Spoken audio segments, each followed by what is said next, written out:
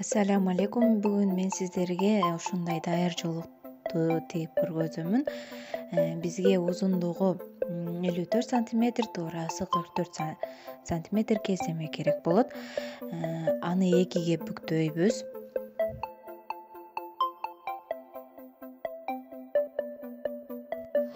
Бурчун тегерете кесип салабыз.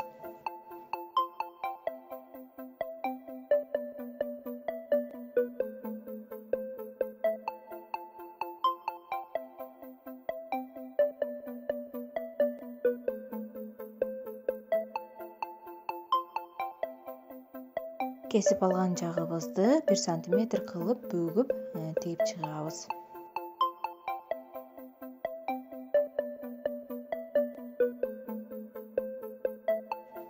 Астыңкы тегиз жагын өзүңүз каалагандай кооздосоңуз болот.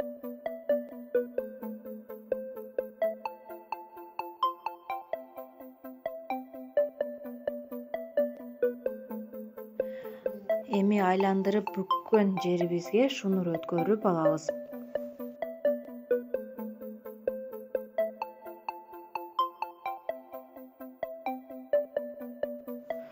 Шунурду бекем тартып коебуз. Биздин жолубуз даяр.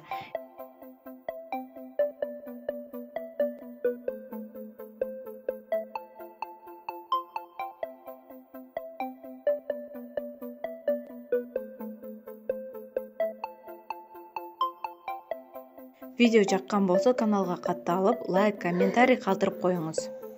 Чоң рахмат.